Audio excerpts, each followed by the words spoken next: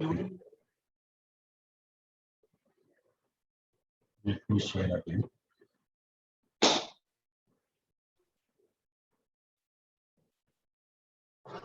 Okay, so we'll continue from the last session.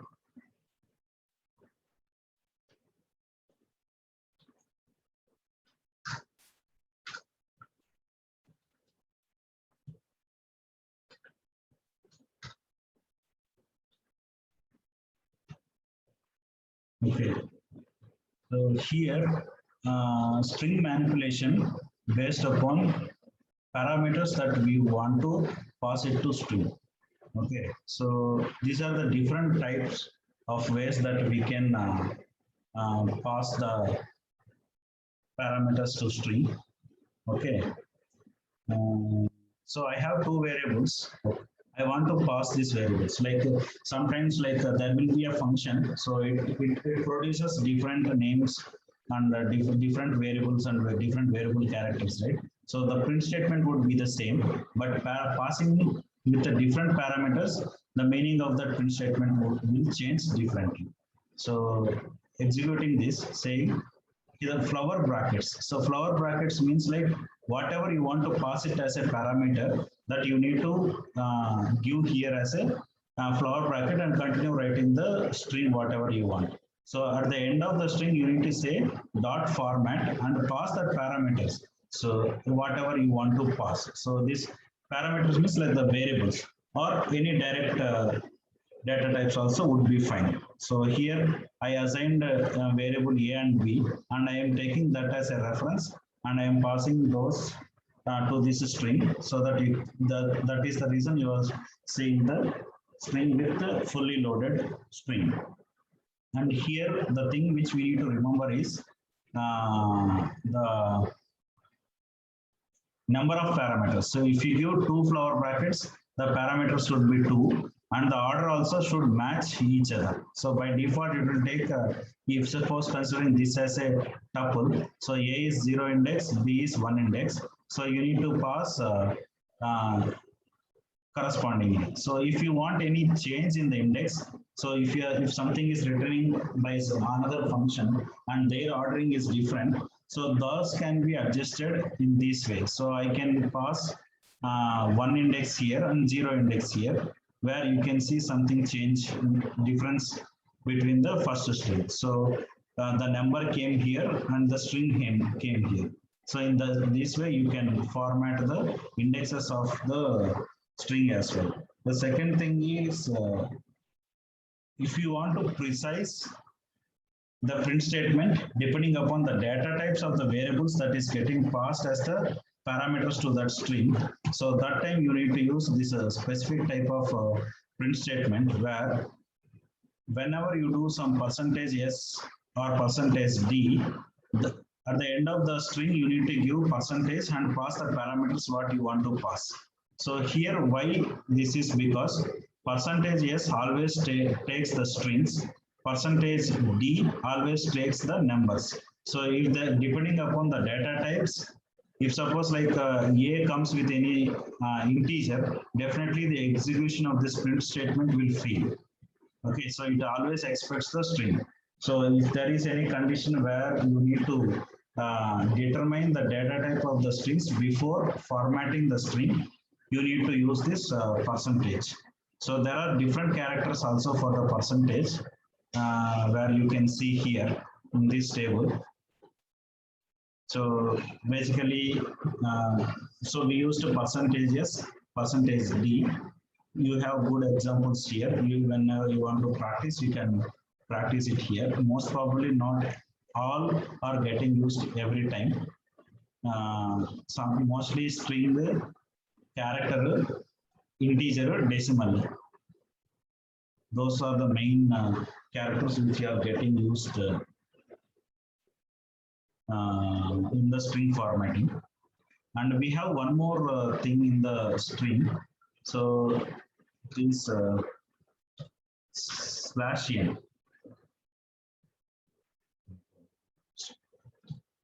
Slash.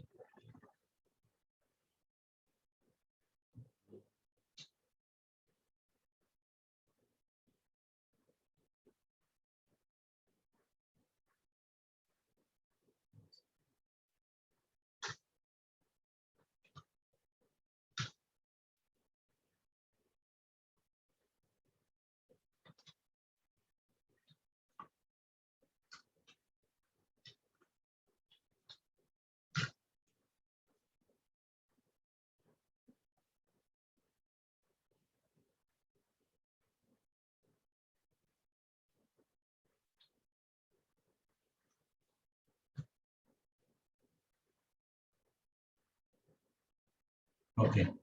So this is slash n means it gives one line break. Okay. So the left slant line. Left slant line has a different meaning. So right slant line directly takes it as a character, but left slant line considers in a different manner, saying that it has a line break. So now we can see each statement got a break line in this. So similarly, we have different set of similar kind of things. So in this table, you can see, so slash A, slash B, those kind of thing. So I used slash n. So basically, we will be mostly using slash n, slash t. So these are the main slash n for line, slash t for tab, slash s for space actually, but anyway, we will be giving normal space only. So no need to specifically give all those things. Slash b, if you use slash b, whenever you are printing any statement, you will hear a small bell sound. Maybe you cannot hear from my presentation, but whenever you try from your local, you can see it will give a small alert, small bell sound whenever this particular line got printed. So depending upon the operating system also, what is the default sound that given to that particular operating system, that sound will be given. So there is a process to change the sound of that alerting system. So if you want any beep sound or any song or something else, any other sound that need to play it when alert need to come, so you can assign that. But right now we don't want that much in detail.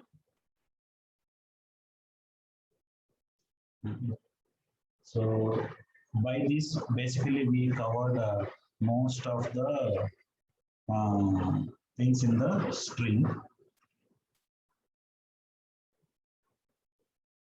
So the methods, the inbuilt methods for the string is, so we discussed about the capitalize, center. So count gives you, if you give any string, small string or a single character for that main string. If suppose taking A as a main string, A dot count of a small string or character, it gives how many times that a particular string got repeated. So it gives the count. So decode and encode, basically it will be used when we are dealing with the passwords. So if you are expecting any raw password and you want to use it in somewhere, so transferring the passwords usually and you do encode and then you will use that password wherever it is required, and whenever you want to return back that one, the encoded string can be again decoded. So this will be used during the passwords, but nowadays this not string encoding and decoding no one is using. We have other algorithms to encode and decode, so we need to import it and use it. So it ends with, we discussed expand tab. It means like if you have a tab, you can give like how many size space characters that tab can be given. So find will find you it will give the index of the string or a character where that particular string or a character is available in that main string. So index gives you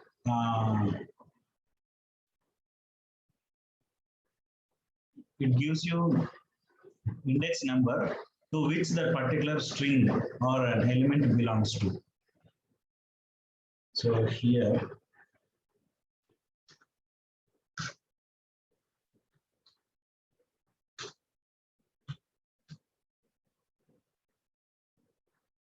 so this is also important when we need to find something, the exact position where our expected input is available in the main string. So in this string, n is situated in index 4. So index method helps you to find the exact index of the character. So is all num is alpha. This means like if there is a string, Similarly,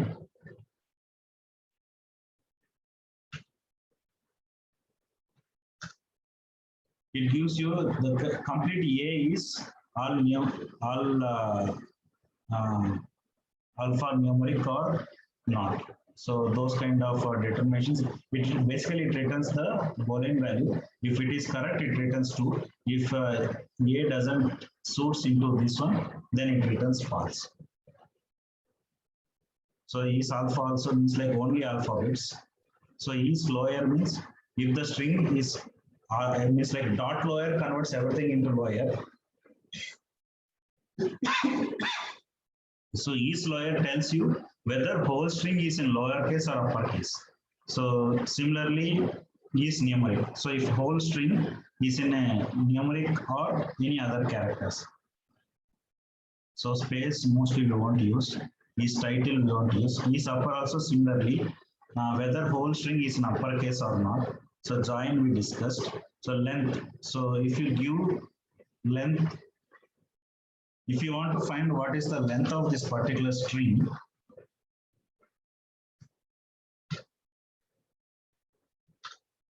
use length in inbuilt method, which tells you the length means like how many characters in this particular string.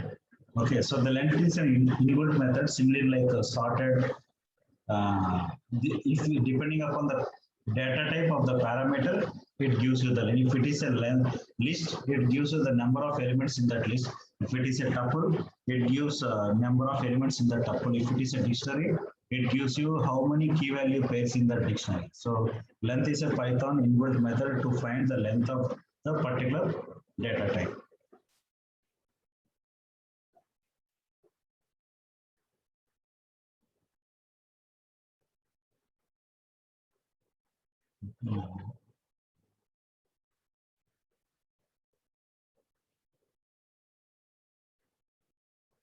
So max min will replace. Yeah, split is also one of the important things.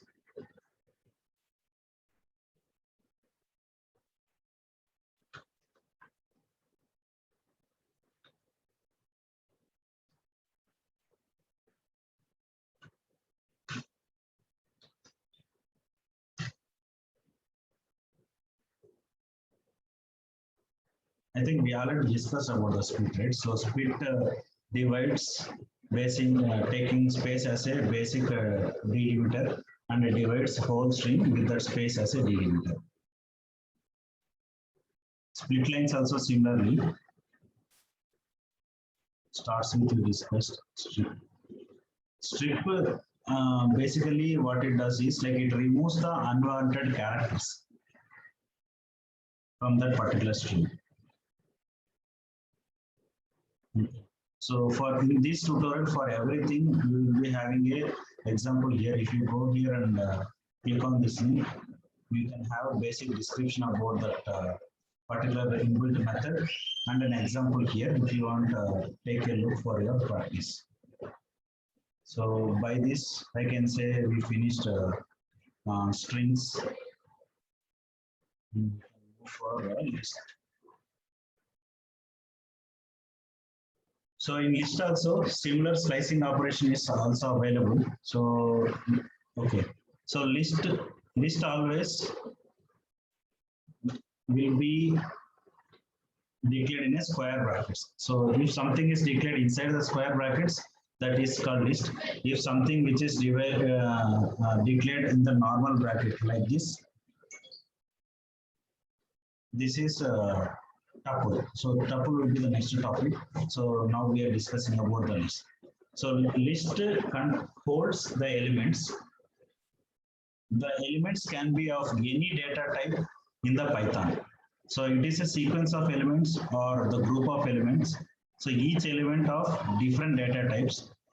At the same time, you can declare multiple data types as each variable. Means like first element can be again a list, second element can be a strings, third element can be a number, fourth element can be a dictionary, fifth element can be a set, sixth element can be an instance of a class, and another element can be an instance of a function. So whatever it may be, any object can sit inside the list as one element. So that is the main property of element. And another thing is like once the element is declared, you can add elements to that one. You can remove elements to that one. So all those things will go in detail.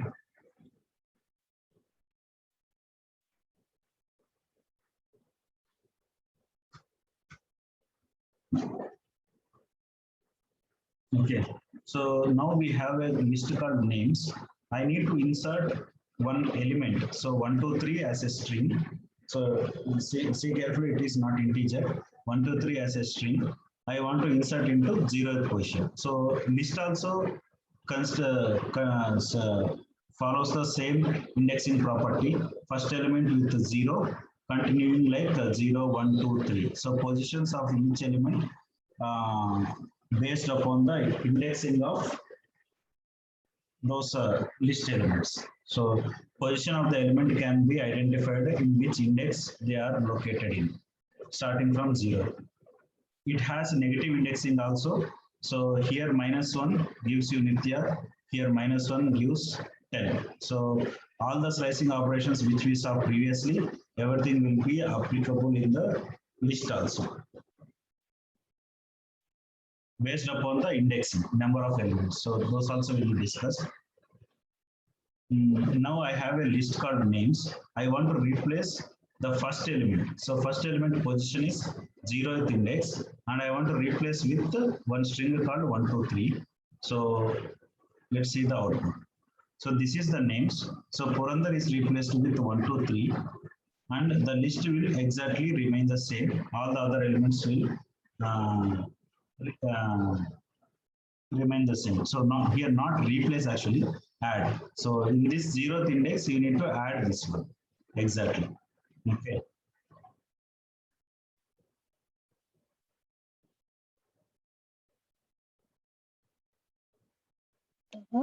Purandar, for the replace, it should be a same data type, right? No, no, no. For replacing, you can Not like. replace with any data type. Okay. So now I am replacing names of 0 means first element Purandar. Okay, so A of 0 means first element is 1. So I am replacing Purandar with 1. Okay, so 1 is an integer and all the other elements in the names is string. So data type is specific only to that particular indexed element. There is no relation between next element to next element. Okay, so in this way you can replace. So if you want to replace any other index,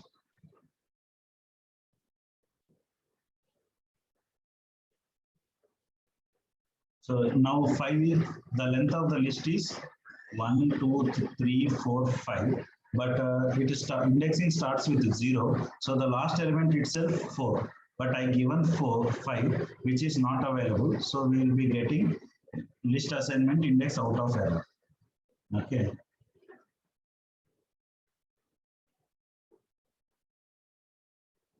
Okay, so in this way we can replace the elements inside the list. So it is not necessary that we need to extract from another list. You can directly pass something and update that list.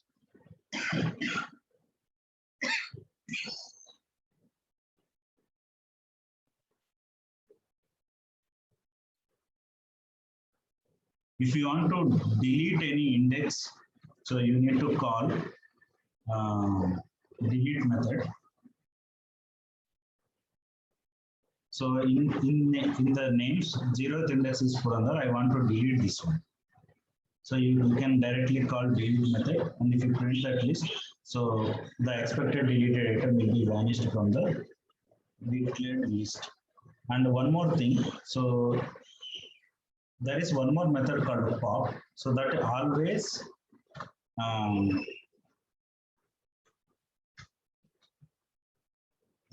deletes the last element in the list.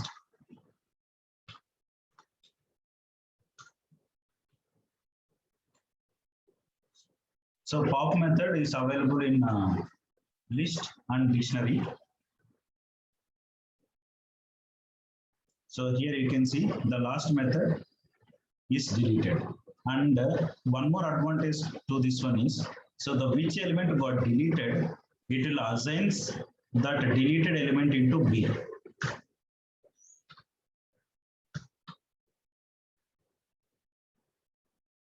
So previously we had a delete method. So delete method, delete space, you need to give the element from that particular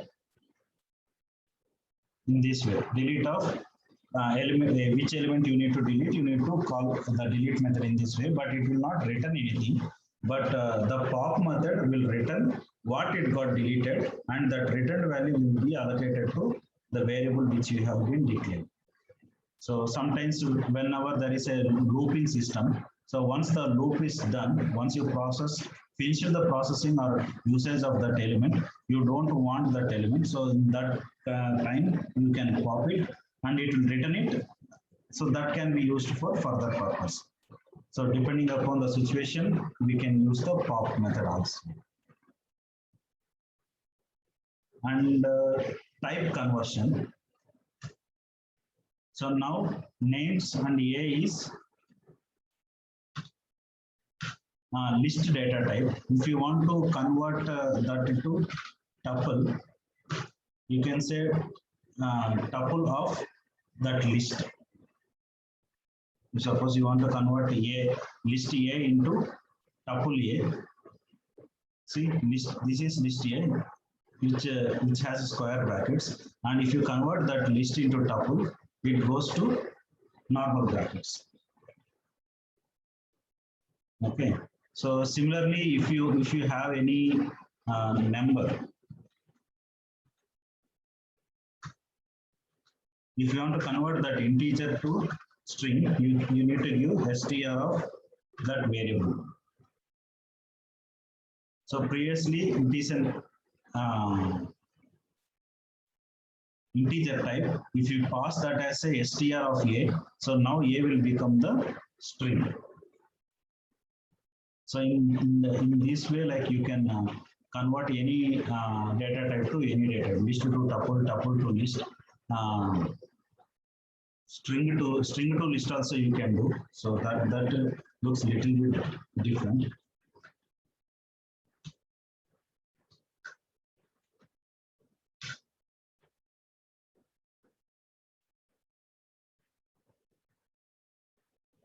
So I have a string. If you convert that string to list, so each character in the string will become one element in the one element in the list. And if you want, you can assign it to any variable and you can make use of that.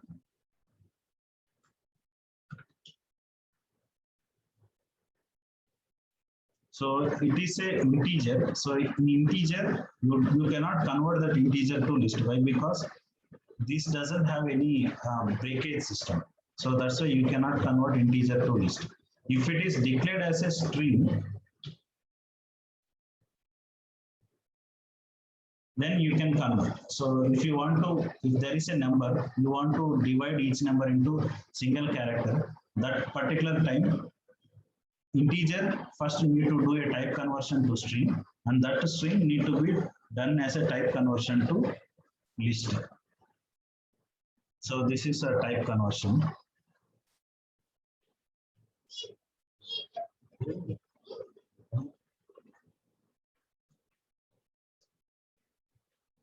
In list, we have two important features, that is append and extend. Okay, so A is already a list. List.append adds the element which you are passing in this as a parameter. It will append in the ending of that list.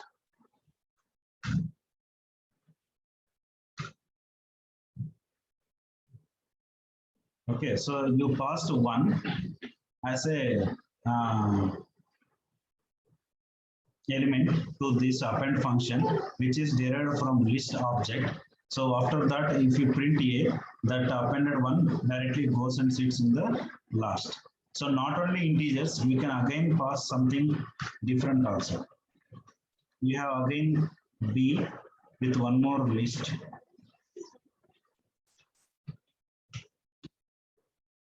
Okay. If you pass that B list, okay, so the B complete list will go and sit inside this main list. So this is append. So at the same time, if you want to combine this list also to main list, at that particular scenario, you need to do extend. See, previously 1, 2, 3 is a list. Now it became as a normal entities into the main list. Okay, so that is the main difference between list and append. So if you want to combine the two lists, okay, into a single list, so that particular scenarios you need to do extend. If you want to add a single object, it can be a single element or it can be a single object, or it can be any from different data type also. That also, if you want to add it as a element to the main list, you need to use append. So previously, if you do append, it looks like this, right? So this complete list is a single element to this main element. So you should not confuse that this is different and this is different. I mean, means like all are same. Okay, so you can say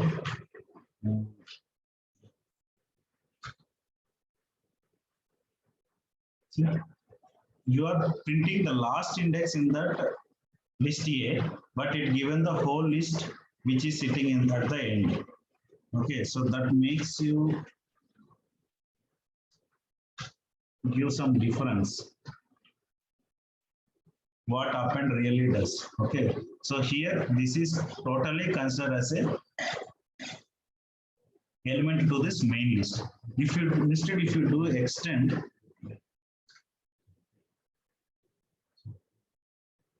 okay, so you did an extend, so both A and B elements are become as entities of single list, and if you try to access the last element in the index, it will plainly give only the last element in the index.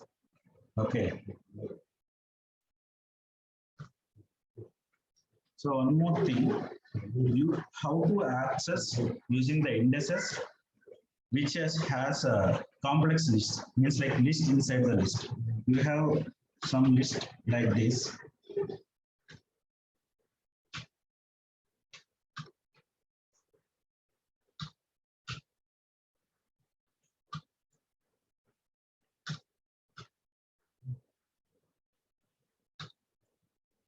Okay, so if suppose list is this type, so if you do length of the list,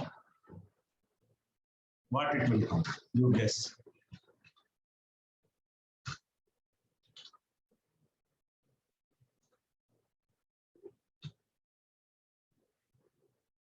So previously I said each element inside the list is a single element. It can be of any data type.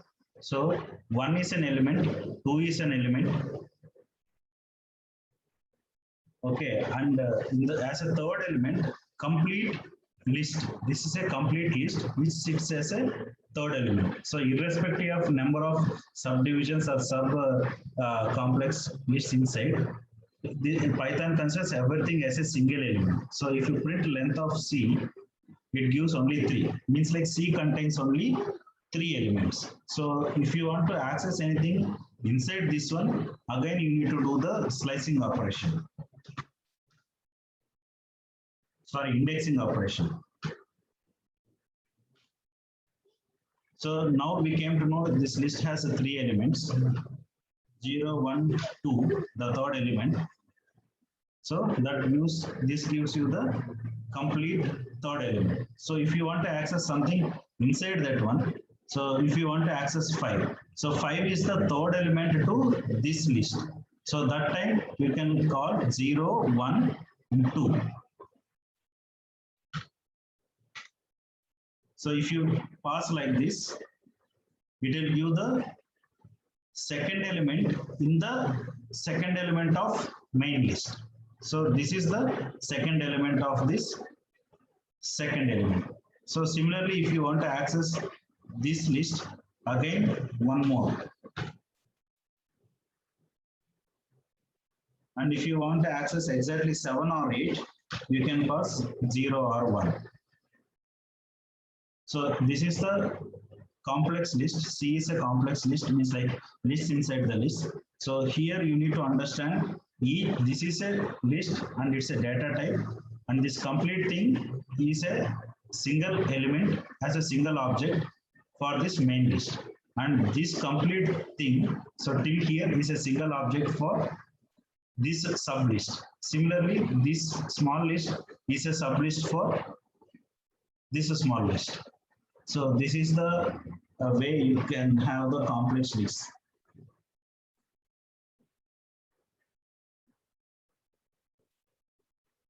Okay. So by this, mostly list operations has been done. So creating lists. So you can do mathematical operations, right? So you can combine two lists. If the two lists are of same data types, then definitely you can do plus operation. And you can do multiplication also. Like if there is an element inside the list, if you want to repeat that for 4 times here, so in this way you can multiply the same thing. And this conditional operations, mainly this we can discuss when we are working with loops. Okay, so you have a list 1, 2, 3. 1, 2, 3. If you want to find whether 3 is inside that list or not, if you say 3 in that list, it returns true. Okay, if 3 is not in that list, then it returns false. Okay, similarly for loop. So in the for loop, if you want to write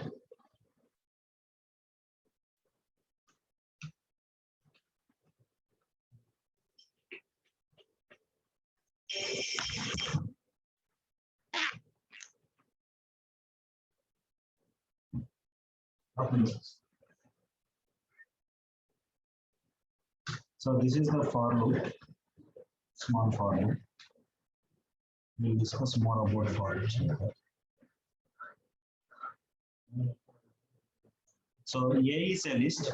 So for loop in the sense like it will take each element in each iteration and then it will print that list. So for debugging purpose or for better understanding purpose, I will stop the execution whenever it is required. It's like if I put a debug point here, so the execution comes and stops here. Okay. And the execution will come into our control. So here are our controls. So now Python execution came and stopped here. If you do next, it will print 1. So if you do next, it will execute only 1 line. So in this next iteration, you can see in the I, you are seeing I is loaded with 2 and the 2 will be printed.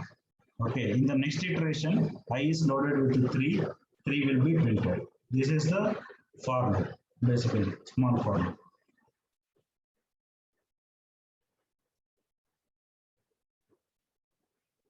Okay.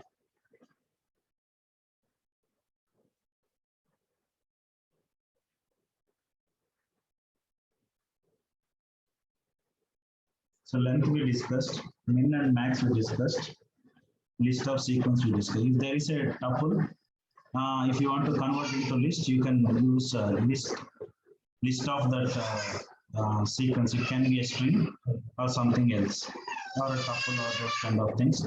You can convert it.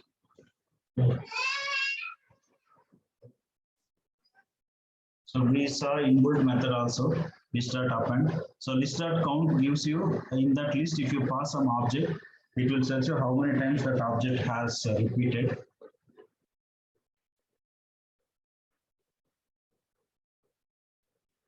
Okay, so we'll discuss only the main regularly used inbuilt operations. So index tells you if you there is a list. Okay, if you pass some element as a parameter to this index inbuilt method, so it will tell you in which index that particular element is located. So the insert function we saw, pop function we saw. So similarly remove also, pop will always remove the last element, but remove will remove the element which you passed in this parameter. So reverse will reverse you the list, completely list. Sort will sort you if there is a unrandomly allocated elements inside the list. If you say sort, it will sort it in a sequential order. So these are the main basics about the lists. So coming to tuples, so all the operations which we done to the list, everything is applicable, including slicing, all those things. But only thing is like append, extend will not be applicable because like we can, once the tuple is declared, we cannot modify. So how to determine whether it is a tuple or list means just by seeing the brackets. So brackets tell you which data type it belongs to, whether square brackets for list, normal brackets for tuple. So rest every concept which has list, everything is same. But only thing is tuple, you cannot change the tuple once it is declared. But if there is any references that is getting used inside the tuple, that will be modified. Why? Because that is the beauty of Python actually. So if A is declared, so A is a tuple. So how Python allocates this is, so in the memory, in the Python internal RAM memory, this tuple of 1, 2, 3 or any object which you declared to a variable will be like a reference. So there will be a memory location that is named with the variable. What variable you declare, that is the variable name of that location. And in that memory, what you are allocating, that will be stored. So if you change anything to the content inside the memory, it will change, but it will not change the reference of that particular named location in the memory. So this is very important. If you have any questions, let me know. Otherwise, I can give an example, so which demonstrate in very good manner.